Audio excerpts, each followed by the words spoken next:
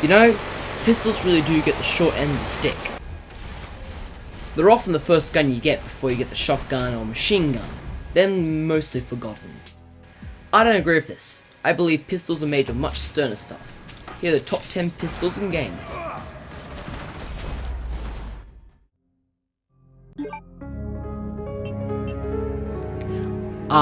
Let's start off this list with one of the best Magnums in gaming. Resident Evil 2's Magnum, though acquired late in the game and only having a limited supply of ammunition, was a force to be reckoned with.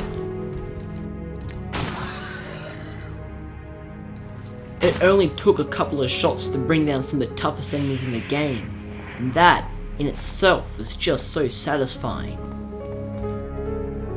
In a game about being hunted, with that gun, you were the hunter.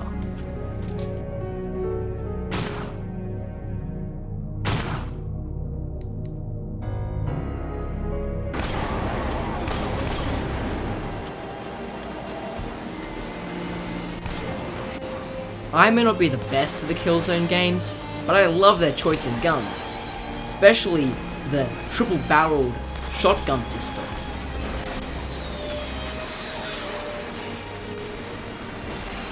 Though not being the most tactically advantageous gun, it was definitely one of the most helpful in the niche.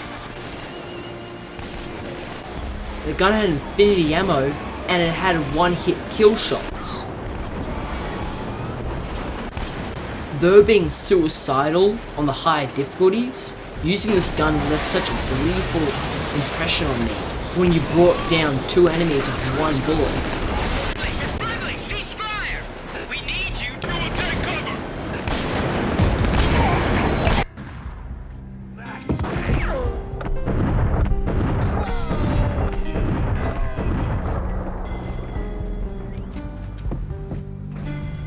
Max Payne, a gritty and depressing noir romp I love.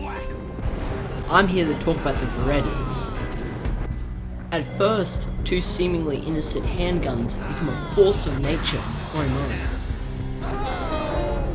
The true vicious satisfaction you get out of using these guns is something quite unparalleled.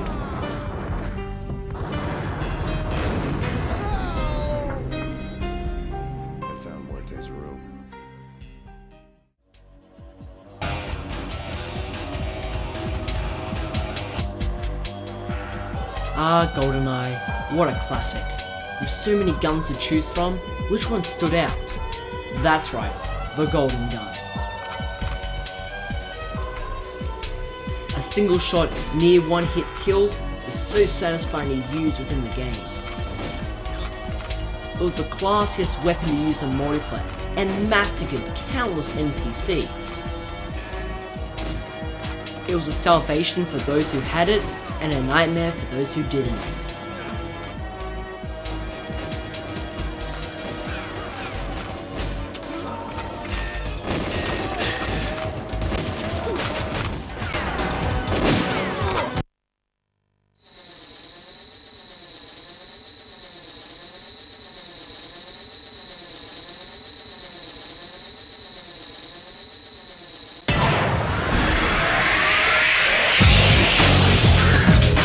Wow, Killer 7, what to say?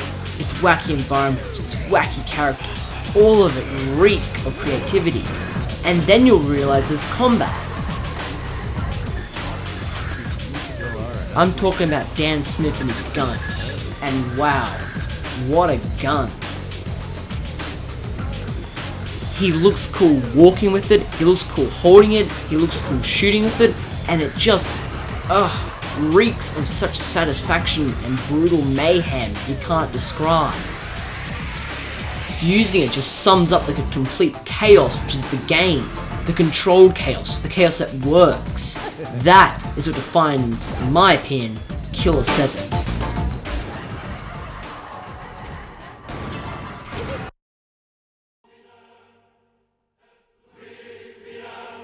Kitmen, a game series mostly defined by stealth, but sometimes stealth isn't always the fun option.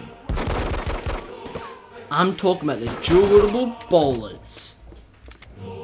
The best words I can use to describe is possibly hilariously brutal. And though stealth may be fun at times, Hitman 2 was not exactly forgiving, and sometimes you just want to throw it all in the air. Sure, you got other guns, but who honestly cared when you have dual-wieldable guns that threw bodies through the air at 500 miles an hour? Who wouldn't want that? Answer? No one.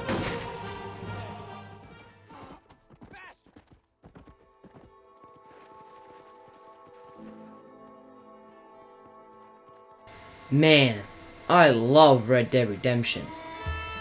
Few games can match its expansive and artistic world. With so many things to do, it's easy to overlook its arsenal of Western weaponry. You have a great mix of varied and unique guns for the time period. Though traditionally you'd be using revolvers for the game, and though I love the double action gun, with its good grip and firing, I'm giving this award to the semi-automatic pistol. Few guns can match its ancient yet powerful feel on the battlefield. Though it's not the most powerful gun in the game, it definitely feels the most accurate to the setting.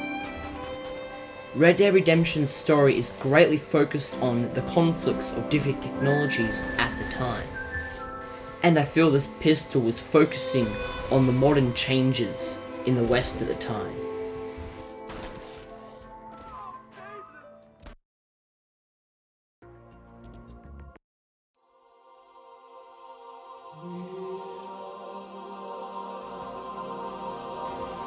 MGS2 added a lot more features, including weapons.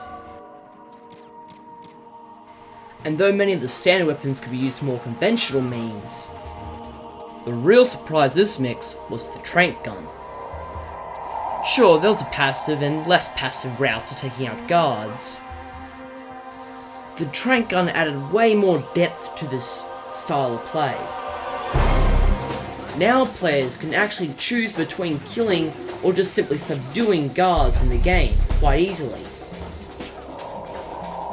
It was quite refreshing and added far more replayability and became a series standard.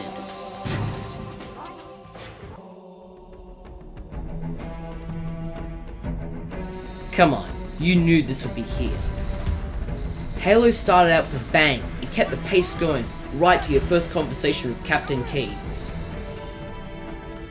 After a little talk, you get handed a seemingly innocent empty pistol.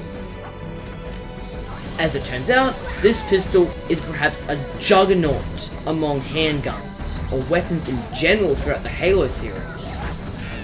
Referred constantly for its overpowered, highly accurate, and deadly ammo, its efficiency was so good, it was probably better than most of the main weapons of the game. It dominated multiplayer matches.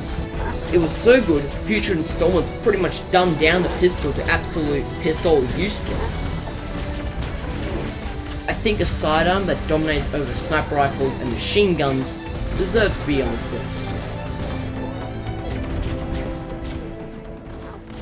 Got some rare things on sale, stranger. What are you buying? You finally beat Resident Evil 4. You go to the merchant for the first time, and what has he got? A new pistol. Now you sell all your other guns, because they're obviously inferior to this new gun, and then you go off and upgrade it. But come on, look at the Matilda, it looks badass! And then you realize how it shoots. The Matilda is an inaccurate gun that uses up way too much ammunition way too quickly, it's really weak, and it can't do a damn thing about it. It's too inaccurate for precise shooting, so it's useless in crowds, and when you're finally done after a battle, you have no ammunition left. That's why you go back to get your Red 9. This gun is the pistol. Exceptionally accurate, exceptionally powerful, fun to use, fun to look at, works well, cheap, reliable, always nearby, and very early on in the game. It's easy to overlook this gun because of its primitive design, but at its stable firing, consistent shooting, it's highly powerful and pretty much good against everything. And with plenty of ammo to boot, what's not to love?